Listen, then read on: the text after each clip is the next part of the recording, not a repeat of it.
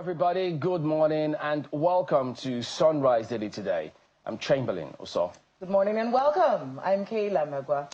Well, not exactly good, so to speak, because commiserations to our colleagues, journalists who lost their lives, 7 of them, as a matter of fact, yesterday, on their way to Gombe State after a wedding. So that was really an unfortunate one. So, and that's also happened alongside the unfortunate incident as well yesterday, where Anthony Joshua, the former world boxing champion, lost 2 people. He survived, thankfully. Unfortunately, so 2 people died in that particular fatal crash. So it was too much for a lot of people to handle yesterday, reflecting on so many things, really, in terms of these accidents that happened on our roads yesterday. So what a sad one. And it just kind of put a spotlight on things, how we do certain things, what we need to do differently to improve. We hope we do eventually. Indeed. I mean, it's brought up a lot of questions about road maintenance. Yeah. It's brought up our discipline as drivers. It's brought up, you know, just the Yuletide and how we always have to hear this kind of devastating stories at this time of the year. Our colleagues in Gombe, they were on their way back from a wedding. Yeah. They went to the wedding of a colleague, and that accident happened and claimed 7 people just at the tail end of 2025. And then, of course, the conversation around what's happened with Anthony Joshua. Sadly, those 2 men who died, they're his coaches. You know, these are people who helped his training. And I don't know if you watched his last fight with Jake Paul. I think that's his name. And you know, looking at that, this is a man who's... What if he was sitting in the front of that car? You know, it's so much has happened between when the accident happened and right now. We're seeing the Federal Safety Corps trying to talk about what it is that has caused this accident. And it's everywhere. It's on CNN. Everyone is talking about the story. The president called Anthony Joshua, called his mother as well, you know, to make sure that everything is fine. Watching the champ, you know, in pain like that really did do something, at least to me and to a lot of us who are big fans of Anthony Joshua. I remember during that fight he had with Jake Paul, he was criticized for representing Nigeria. Remember, there were people in the UK, they were, why is he using, he said, if someone called him ungrateful, you know, why is he using the Nigerian flag behind him? Why isn't he holding up the British flag? But this is someone who has always represented Nigeria, always declared his Nigerianness. We're not even shocked that he's in Ogun State, because this is someone who comes into the country all the time, you know. And to think that this happened, whatever it is that has caused this crash, it's an important time for the FRS. I think this is an opportunity for the FRS, the Federal Safety Corps, to now start to look at their operations. I was listening to Bukola. I don't know that axis very well, but I was listening to Bukola on the morning brief, and she said something. Now, the FRSC person said that trailer was just on the road. It wasn't parked there. It was temporary. It was going to leave. And she pointed out something that, with all due respect, that particular stretch of road has a lot of trailers who park on the side of the road. And we see that happening not just in Ogun State. I don't know that axis. But the north, where I know, it's a big problem. There are many roads that you just see trailers on the highway, just on the side of the road, whether they are stopped for repairs, whether they are stopped for maintenance, whether they're picking up some. We don't know what it is, but you just know that there are stretches, at least in Kaduna, if you're on your way to Kaduna, there are stretches of road where there are just trailers parked on the highway, and that is a death trap. Whatever it is that's caused this particular situation, we'll need to hear what the FRSC has to say about it and what has caused this. Well, was it overspeeding? Was it indiscipline? Is it the road? And then the marshals on the road. How much work are these marshals on the road doing? Especially during the Yuletide, to ensure that people do not overspeed, to ensure that the right things are done on our highways, because this is the busiest time of the year. Well, speaking about, you know, this vehicles or trailers being on the road, parked on the road like that, even if people have to park temporarily, there are ways of doing some of those things. But here we see the reverse is the case in many cases. I mean, even here at channels, we've lost staff as a result of a vehicle parked at night, as a matter of fact, in the town, not even on the outskirts or any expressway, just in the town, as it were. So it's been a huge challenge that's been with us for a while, and hoping that that will be eliminated. But let's go on. We do have Mr. Olusegun Ogungbemide, who is an assistant court marshal of the Core Public Education Officer of the Federal Road Safety Corps, the headquarters in Abuja. He joins us on the line. Good morning, and thank you for joining us on the program today. Thank you very much. Good morning, Nigeria. It's a pleasure to be with you this morning.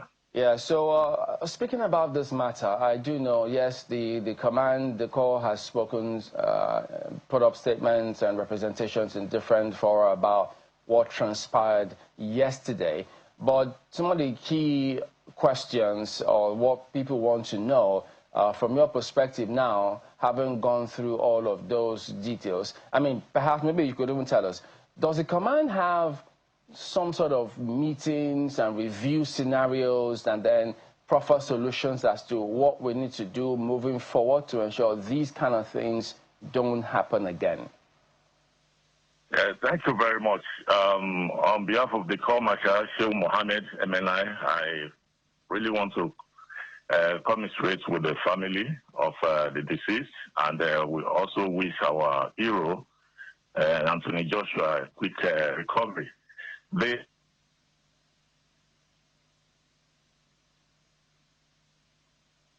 Okay, I think we lost that connection. We'll try and get the connection back and just get his perspective. So we're just trying to find out, because normally what you'd expect from services such as this one is when these kind of things happen, they're supposed to have a brief or debrief and see, okay, what went wrong? How do we carry out operations today? What do we do tomorrow to ensure we have better services and representation tomorrow to indeed show that, yes, we are not just there physically, but we are there doing a job of work and ensure things happen properly. So those are some of the things we'd like to hear from him when we do get that connection back. Okay. He's back. All right, so go ahead, Mr. Mumimde.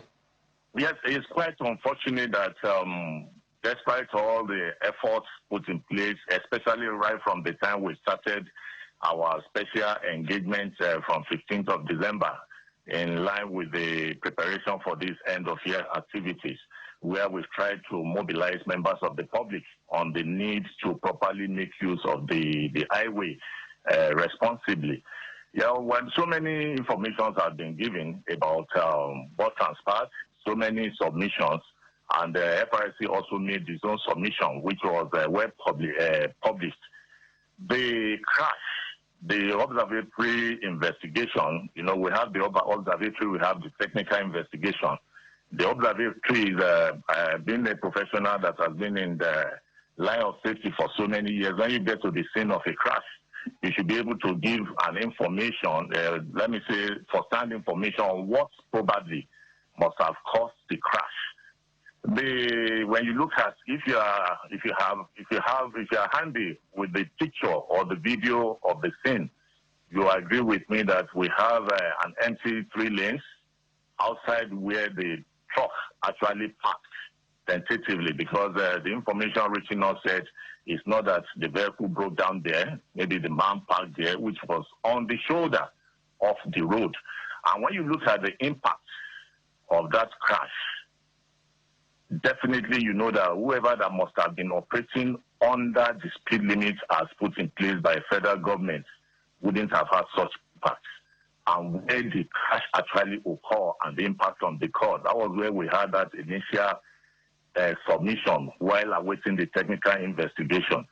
As regards our efforts, we have not failed in our responsibility, because we know majorly the major cause of road traffic fatality is speed. And that's why we've been making this advocacy right from the beginning of this year. Having all the necessary effort put in place, introduction of the speed limit device, having our men on the road to do speed calming, because it's very difficult for you to put bumps on the express. So majorly what we can do is to speak to the road users on the danger of getting involved in excessive speed. And that's what we have been doing. And we have our patrol team, majorly that have been parading the roads in case they see such occurrence. And that was what actually made us to appear at that scene within 3 minutes when the incident occurred, because we had our formations lined up along that corridor. And that's exactly what happened. But like you rightly said, the attitude and the level of indiscipline is what we cannot judge from outside. The speed at which the vehicle was going is being determined at this moment by the man behind the steering. which is outside the immediate control of Federal Road Safety Corps. That's why we know that the best we can do anytime we have this kind of situation is to give enough advocacy and to speak to the conscience of the road users, especially the drivers and the commuters too, because we believe that they are the ones serving as ambassadors for FRSC wherever they are. And that was what prompted our theme for last year. Speak out when your driver is involved in some reckless driving, because drivers kill more passengers than themselves being killed in any crash. Mr. Benide, let's go back a little bit. You said the response time was 3 minutes? Yes, the response time was 3 minutes. Okay. And you said to check the speed, you wanted to be able to look at if anyone was overspeeding. How are you going to ascertain that? Was there an FRSC person on the road when the accident happened? Was there someone checking speed at that particular spot? How are you going to find out how much speed was being used at that particular time when the accident happened? Yes, I made mention of something now, that by virtue of the knowledge that you acquire in the course of the job, it's like being a medical personnel. Initially, when you see a patient, you should be able to see some symptoms and have conclusion, which after all is okay, let's go to test to really justify this. Why we know we at that moment there was no technical equipment to actually confirm the speed at which the vehicle was going. But when you look at the impact of a crash, you should be able to know at what speed that vehicle is likely to be moving, because the impact determines how high the speed is. The regulations of FRSC says on the express you are expected to go 100 kilometers per hour. And if you have a crash under that 100 kilometers per hour, there's every probability that the crash will not be faster because the impact will not be huge. But having judged from what we saw involving that Jeep and the parked truck, the push and the impact could also give you a better guess, pending the time we wait for the technical investigation that we are looking at. So that is just an assumption. But when you get to a scene as an expert, this is what you can assume. And we also confirm, when you look at the impact, you have 3 lanes. And this is the shoulder, what could have led to the vehicle getting involved in a crash on the shoulder. These are all what we normally put together when we get to the technical stage to now come out with you said there's a technical investigation going on right now. When are we expecting the results of that technical investigation? Yes, the court martial has given directive, and I'm sure the moment it's out, they will reach out to members of the public. All right, just before you go, could you tell us, because most times when we drive past FRC vehicles on the roads, we don't see any emergency services alongside them. And in this case, too, there were questions concerning how you provide rescue services, how you respond to those kind of services. Is it a deliberate scenario wherein FRC don't usually have emergency ambulances or such services? When you talk of emergency ambulances and response to road traffic crashes in Nigeria today, can say we have the top notch when it comes to FRSC activity. And I can boldly mention that that corridor where this crash occurred, we have more than 5 emergency ambulance points there. We have at Mowe. Were they involved? Were they part of the response team for that accident? Let me get through. Please. We have one at Sagamo where we even have a roadside clinic. We have at Ugiri. We have at Ogumakin, and we also have at Oluyole End. And like I rightly mentioned, this crash occurred, and immediately within 3 minutes, because the patrol team were at the other side of the road, that's inward Lagos, when the crash occurred. So they just made a U-turn and go to that spot immediately. And if Anthony Joshua himself is allowed to speak, he will commend a nation he has actually come from by virtue of the prompt response he received from that scene.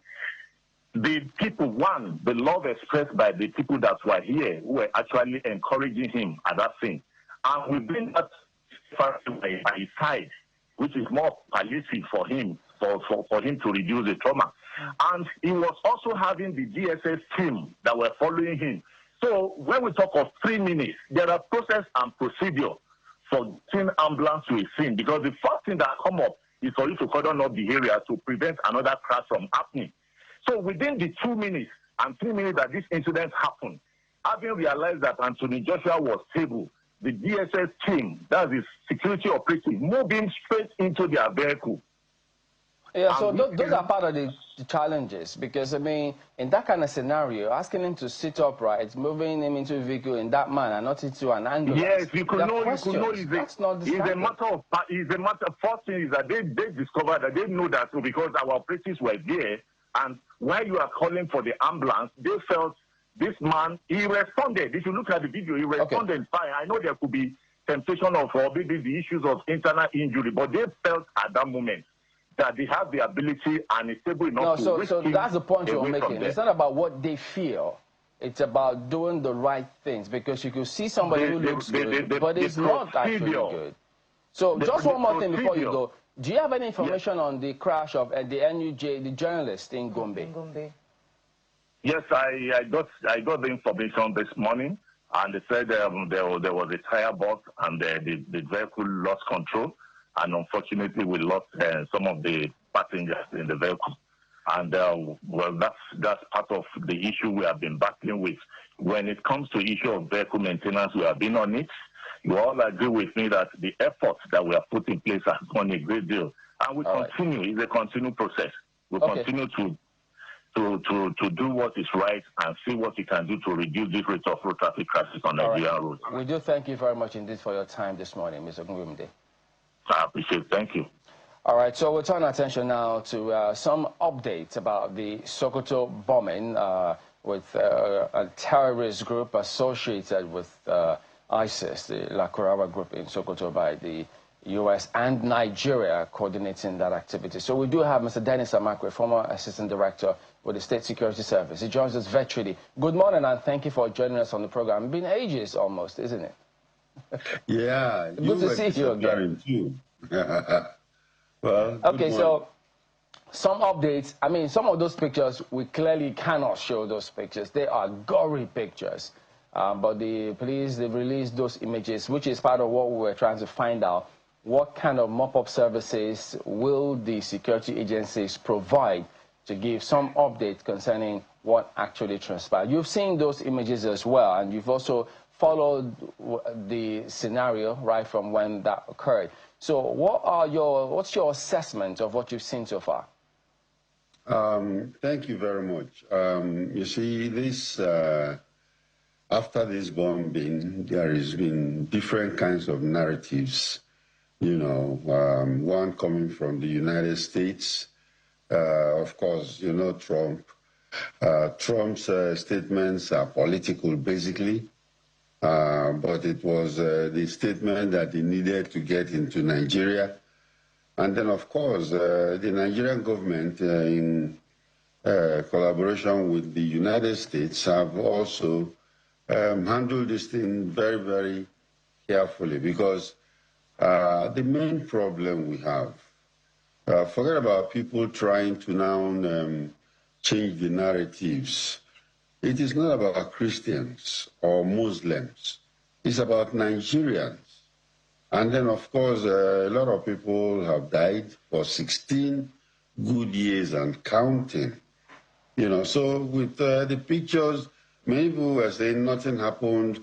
How can they just go and drop these shells in Jabo local government? Is there any terrorists there? No. But actually, you know, if you remember very well, they shot about 16 precision missiles from the ship, which landed directly into the target of Gudu and Tangasa. You know, that were the main targets, and it landed there, and it was effective, because, you know, that's... From those images that were released by the police from part of Tangasa as well, and the figure they put to it was about 750 of those. So this for, I mean, those who were asking questions as to why Sokoto, maybe they've got their answers now. But being a logistic and coordination hub, which many never saw coming, what impact do you think that probably this might be the first batch of information probably coming through? There might be a lot more, because 16 of that Tomahawk. That's quite a number. Yes, 16, because they were precision missiles delivered by the MQ-9 Reaper Predator drone. And, you know, these drones are very expensive. And when they first say that, oh, you know, it was just a misplaced thing, I laugh, because when you look at it, you know how much of that drone will cost. The Reaper drone itself is about $30 to $33 million. And those missiles you are seeing there are about $2 million each. I don't think the United States will just wake up one morning and go and throw away their money, you know, in the desert somewhere. But that being said, I think the message is very clear. It's a warning. It's a warning shot, first of all, to the terrorists and to their supporters, you know, wherever they are. And I think the raids are going to continue, because we cannot continue like this, you know, making it political and then, of course, dodging the issues for all these years. I mean, I'm looking at the updates on that particular bombing and seeing that the Nigerian military is actually following up on a lot of those Lakurawa terrorists who are fleeing right now. Yeah. So could you talk to us a little bit about that so people can understand what has happened? Now, what has happened, first of all, I think let me explain what is going on. Who are the Lakurawas? The Lakurawas are an Islamic fundamentalist group that came from the Sahel. And of course, their ideology is basically 19th century, you know, Islamic jihadi, you know, ideology. And when they came into Nigeria, they are originally known as ISSP, and that is Islamic State Sahel Province. You know, we have Islamic State West Africa Province. These are Islamic State Sahel Province, and they are actually an affiliate to ISIS, you know. And then, of course, well, the United States was getting excited because one of their major national interests is to fight terrorism wherever it exists. And, of course, ISIS had some brushes with the United States, even in Afghanistan, Syria, and stuff like that. So for these ones, I think they decided to come in. They came into Nigeria, and then, of course, directly they settled at that Gudu, in Gudu town. Gudu is having a real serious history. Yeah. It's having a serious history. And then, of course, Tangasa local government. In fact, now that you mentioned those places, Mr. Makri, I want to be able to get the update, because the traditional rulers in Tangaza, in Gudu, in Ilela, in Sokoto State, and then the traditional ruler also in Gwe West in Benue, they've been complaining that since that attack happened, there's an influx of herdsmen and well, at least people that they don't know. There's an influx of these people into their communities. What can the Nigerian military be doing right now to mop up this operation so that we don't have a situation where an attack has happened in Sokoto and then the terrorists are now running into other communities and, you know, may carry out their nefarious activities in these particular areas where the community leaders are afraid of the influx? Yes, I think that is an area that the Defense Ministry have to be take very seriously, because after the bombing, there are supposed to be a battle damage assessment. And after that assessment, I think that's when you have the military or the police move in to do that particular assessment and then take over the area. The military will be on standby, of course, to mop up, any extra, people that are running out of that place. Sometimes we become very lackadaisical about these things, but I am happy that I saw policemen right there in Tangasa, and some military men. And of course, they should be able to be on serious alert because as they move, one of the fallouts of this particular attack is that there might be a counterattack, retaliatory attack when they are running away. And that will involve other, innocent Nigerians. So they should have planned for this and made sure that... That's why the next question, pardon me to jump in, because, the expectation is that since the minister told us on the program that Nigeria actually gave the states, the U.S., the intel for that to happen. So one would have assumed that, having gotten that intel and knowing that that strike was going to happen where it did, we thought that the security agencies would have been working together, and rather than the traditional rulers complaining that there's an influx, security agencies ought to have been there waiting for them. Because we know when this strike happens, welcome, as you're coming here, we're already here waiting for you. But why do we have to, we get the impression that that didn't happen? Are we missing something here? We are not missing anything. I think the security agencies were very ready, and I think they've already moved into action. But one thing is this about this particular Nigerian situation, is that it's complicated. Some of those traditional rulers and clerics that are shouting now, later we'll come to find out that some of them are supporters. These are people that have been covering these people all along. Because the Lakrawas, where they are, especially in Tangasa, they are like the local government. They run the local government there, where they collect taxes. If you're going to your farm, when you're coming, they collect things from you and stuff like that.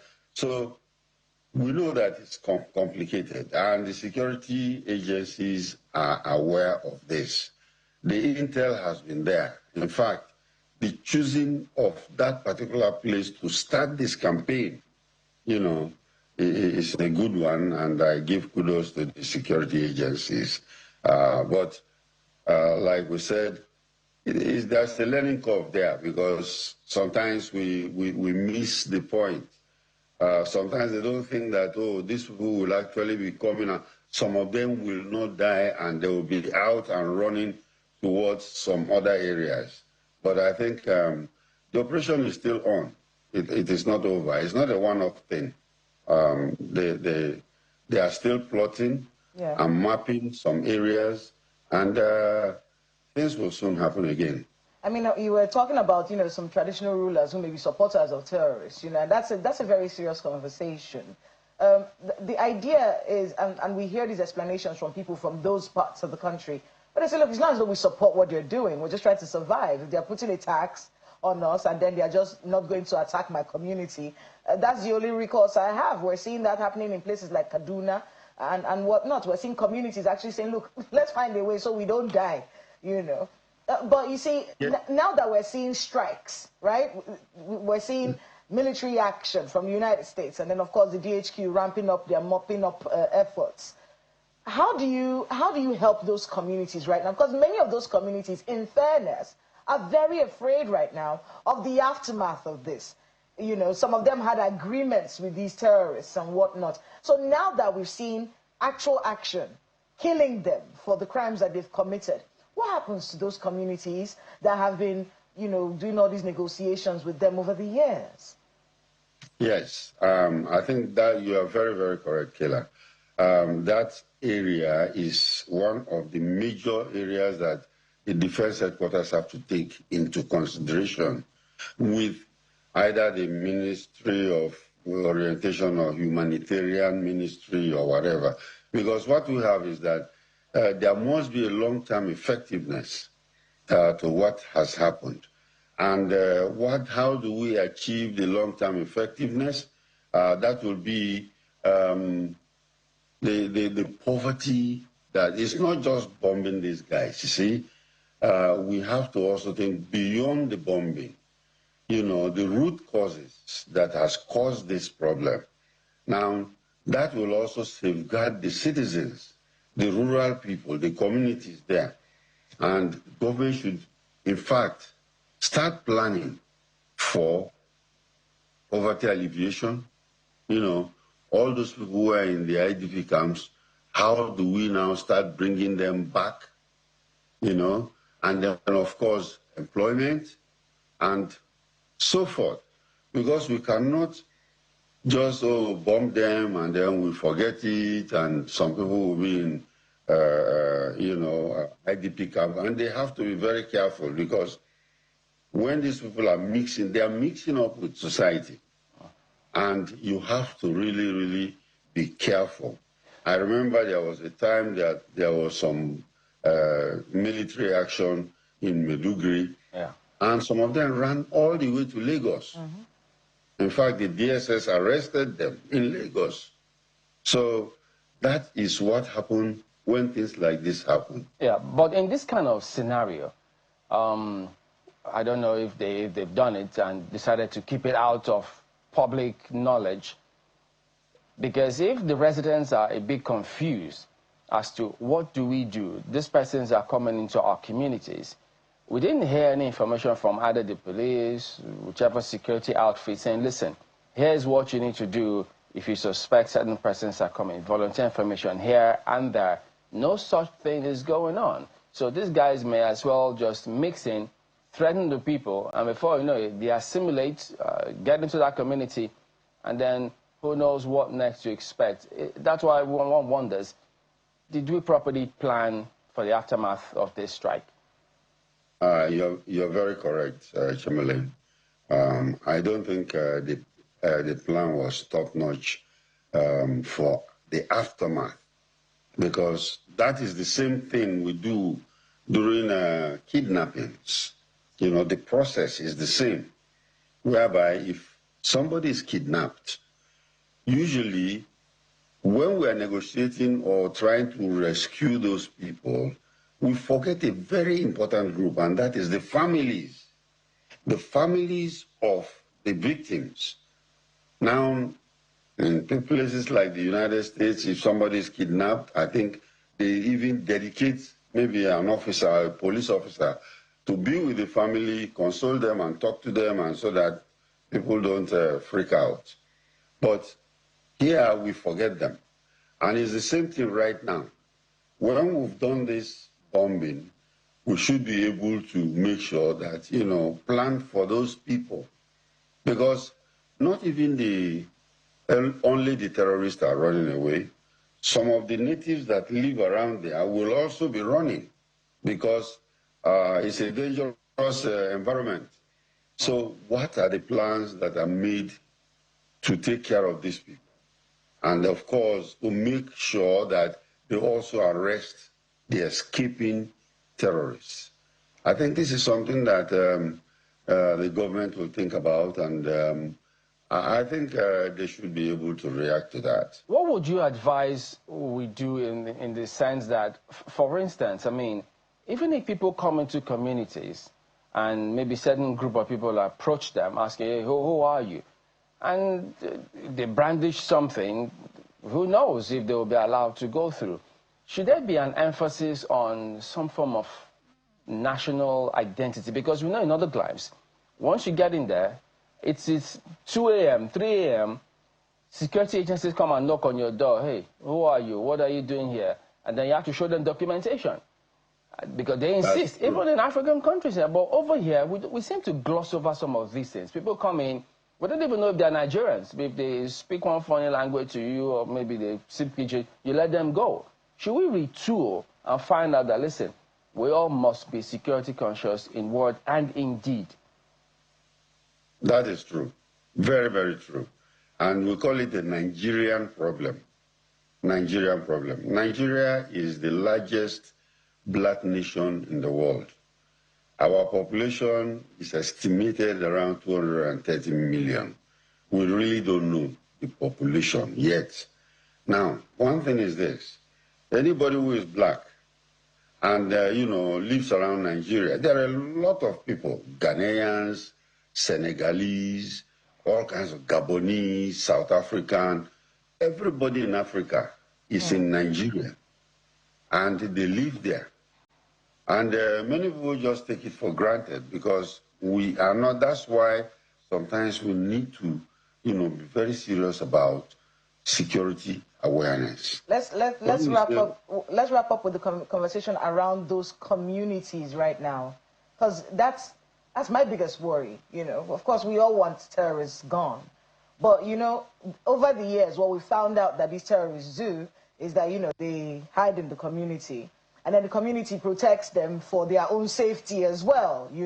So when it does feel like, and we've heard the Nigerian government and we heard the Minister of Foreign Affairs saying it so loudly, we are the ones who provided the intelligence for the United States to do that strike, which makes the terrorists believe that the intelligence came from the communities that they have deals with. You understand what I mean? So those communities will be in fear right now. A lot of those people in those communities are looking for what to do, how to run away from there, because they're scared of reprisal attacks from these people. Oh, so we had a deal and then you were giving intelligence and now they've started killing us. Could you maybe in a few minutes wrap up what should happen now with the people in those communities?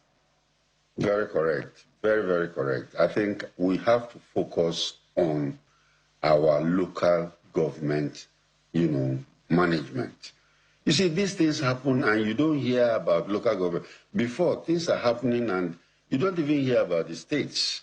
They call federal government, come and help us, federal government. Gradually the states are picking up now. They are coming to realize that it is their responsibility, and of course, when you look at it, the local government, they are like, they don't exist, but there's allocation going to them directly, or plan to go to them directly. So these local governments have to wake up. And what do they really do? Is to make these communities comfortable. They cannot just answer the name and don't do anything for them. So there is need for public education, there is public orientation, security awareness, and those things should start right now. Those local governments, I know there are local governments who are earning salaries now. Let them start a security awareness and orientation program for their people. We don't expect the governors themselves, the commissioners of police in those states to just sit idly by and watch some of these things go on, because just as you've said, some things will soon happen again. So they need to be up and doing and not just sit by and say, well, it's a federal government matter. No, if it's in their state, they need to be up and doing. And perhaps we need to even find out from some of them, what exactly are they doing? Those states that have these centers or these terrorist challenges, what are they really doing other than get allocation from federal government and then leave the people to themselves and to their own fate? But always a pleasure to have you on. We'll keep tabs on this matter. Thank you for talking to us today. Thank you for having me.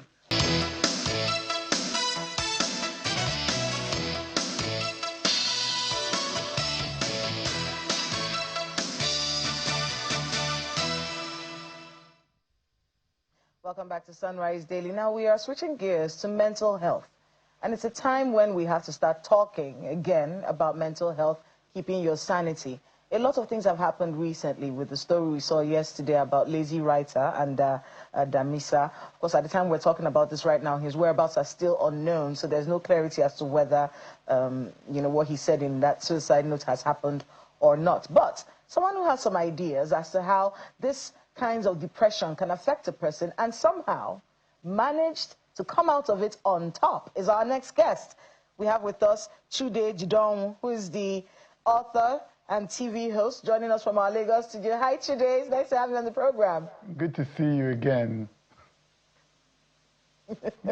Merry Christmas. Compliments of the season. Same to you. I want to get your thoughts on what's happening with Lazy Writer first. Everyone knows him as Lazy Writer, but his real name is Anda Damisa. People are still trying to find out where he is. Is he okay? Has what he wrote in that note happened?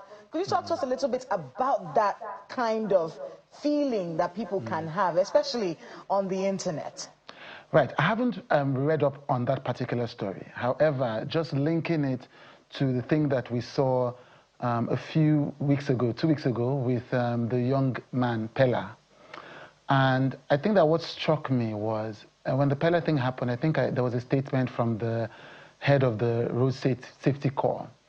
And his response was that these content creators are trivializing road safety. And I thought that missed out on the reality that this was a young man who was going through trauma and turmoil, no matter how slight it might seem to other people. And there is a tendency, because our country has so many big issues, you know, we were just talking about the accident yesterday, we're talking about the crises in the Middle Belt, and I was there last month. There's a sense in which we think that personal trauma is a small thing. Like this is, we have bigger issues to deal with. Let's not take this seriously. And I think that incidences like what happened, what is ongoing, however it might end with Lazy Writer, what happened with Pella, the news from the actor Tonto Dike and all of that kind of shows us that we have a country where people are dealing with intense mental pressure. We have a country where people are dealing with intense emotional pressure. We have a country where people can't find the help that they need. We have a country where people are, public or private, are suffering. Are suffering in their minds, are suffering in their hearts. And when we see it bleed into the public space, it should remind us of how serious the mental health crisis is. It should remind us, if a celebrity, if a known person bleeds in public emotionally, it tells you that there are so many others, tens, hundreds, thousands, who are bleeding in private, and how we handle the public incidents signal to the private people that their own mental health struggles will be taken seriously or not. Chide, let's talk about you. You famously said, you know, your own depression kind of was a blessing in disguise. Earlier in the year, here in the nation's capital, we saw a young man. He climbed the mast at Aso radio station. He just climbed it and sat there and was looking, and everyone was so scared he was going to kill himself. You know, but it was identified afterwards that this was a man who was going through severe depression. Now, you've talked about your depression and your suicide attempt and how that depression was a blessing in disguise. Could you talk to us about that situation? Thank you. So in my book, I talk about the research about depression. I say depression is a disease of perspective. And by that, I don't mean that it is not, there's a way people say, oh, it's all in your mind. And by that, they mean, oh, don't take it so seriously. No, what I mean is that the way that depression happens, the way that the science has defined it is, I explain to people, imagine that the building I'm in, the background is black or blue. However, somebody who is watching it can only see red. They have a condition where no matter what the reality of the color is, all they can see is red. That's how depression functions. Your mind can only see a particular set of circumstances. It doesn't matter what the reality is. It doesn't matter if things are really good for you, if you have money, if you have love. If your mind has chosen a perspective for you, the objective reality doesn't matter. And that's how people can understand that it's an illness. If a color behind me is blue, and a person has a condition where they can only see red, we will immediately see it as an illness. But when it's the mind, it's difficult to explain. So that's what I try to explain with that. It's like your mind has chosen a perspective for you no matter what you do. So that's what's happening to that young man. So people are looking at him and saying, calm down, calm down. And his mind cannot move. His mind is existing in a different place than what other people can see. And that's what happened with me. Everything was objectively going well. I write in the book, this was the best time of my life. I was working on 3 continental campaigns, all of that. But I was facing an internal turmoil that was resistant to the objective reality. And luckily, in my own case, I didn't attempt suicide. I thought about it. But even the idea that a person who is economically successful, who is reputationally successful, who, you know, has loving family, the idea that even such a person can get to the point in their lives where they can think of ending their lives shows you the illogic of depression. So I hit rock bottom at that point, mentally, emotionally. I got to a point where I thought, you know, you are raised to believe that once you have money, once you have fame, once you have all of these things, that they are enough. They will make you happy. They will help you live the kind of emotional reality you want. And then you get there and you realize, no, that there is more to life. There's more to life than that. There is integratedness. There is a sense of authenticity that you want to live in your own life.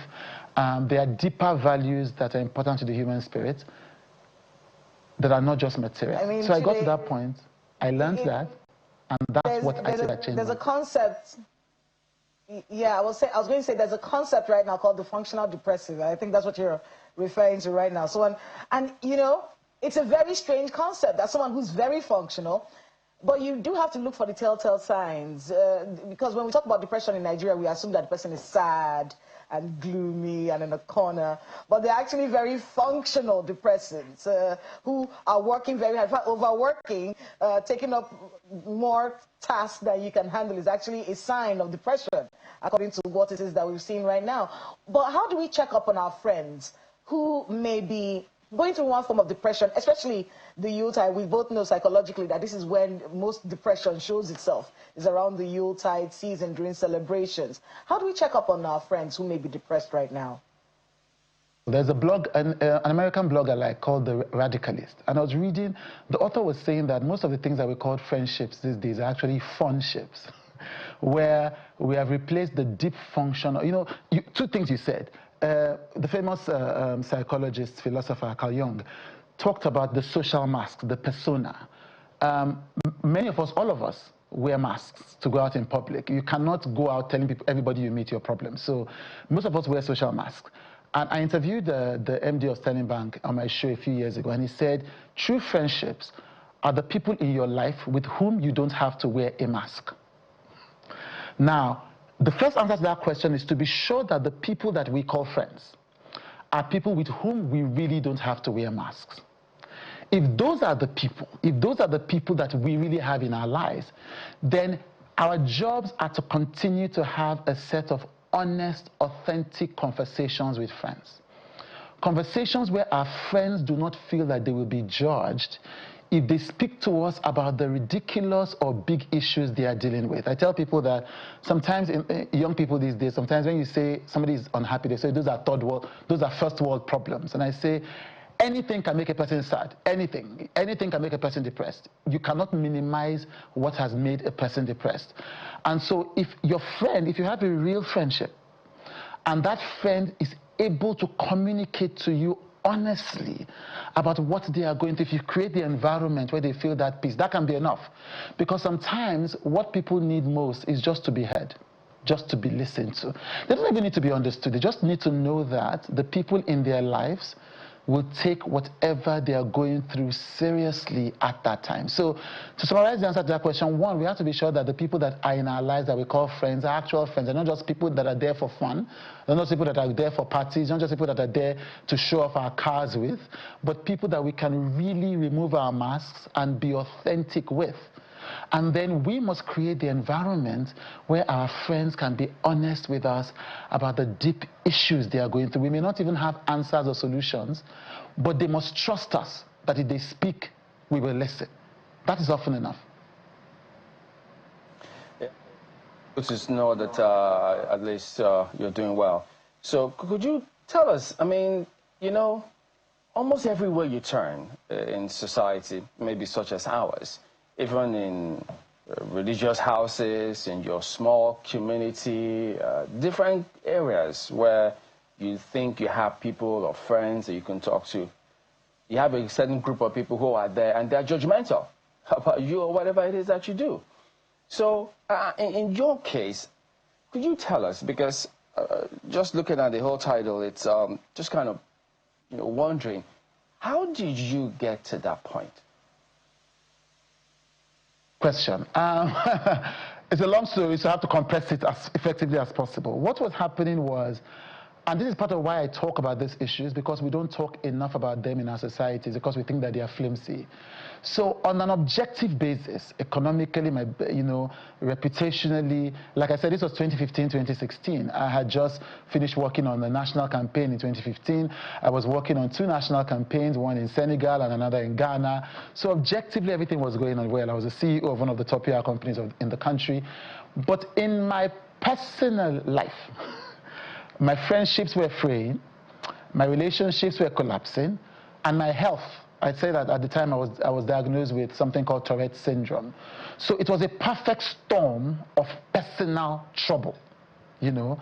And then in all of that, I had what I call the first financial crisis I ever had in my life. So I was what people have called a prodigy. I published my first book at the age of 14. So all through the time from 14 to 31, I'd never really failed.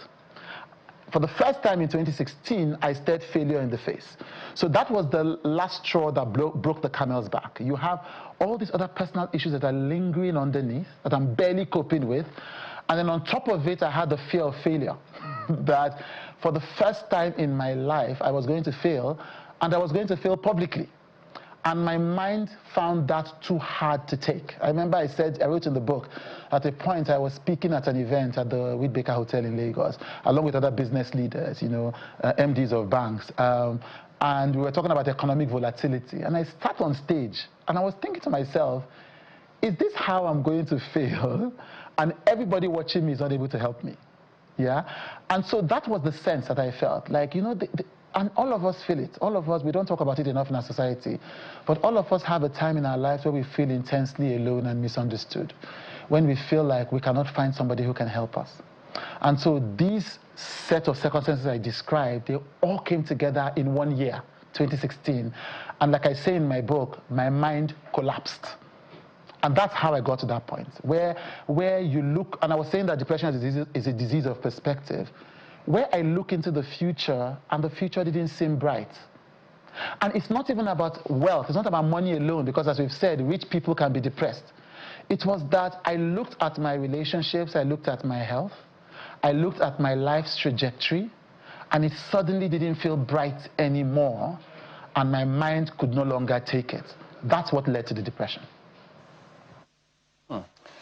You know, it's bad enough that we don't talk about this enough, because society, quote unquote, may be bogged down with all kinds of matters. But our health sector, we all know we have a huge challenge.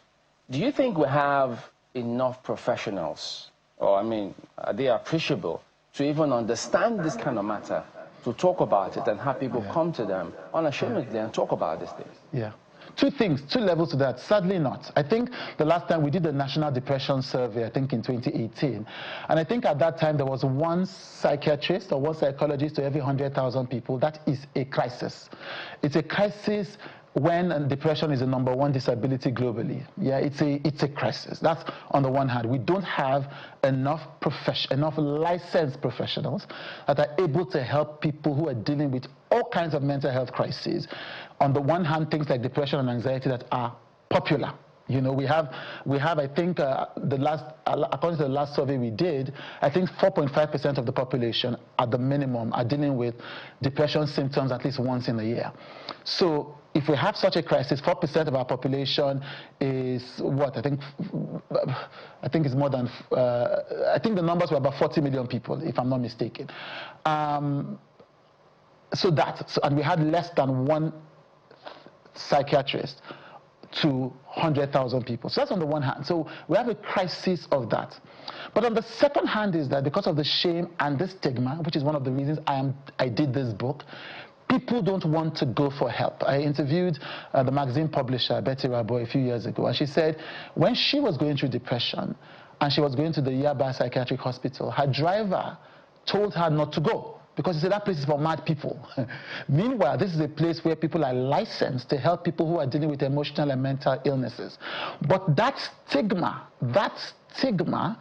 stops people from going to seek for help. So we have a perfect storm where, like much of the world, we have a growing mental health crisis, especially amongst younger and younger people. We have too few therapists. We have a lack of therapists.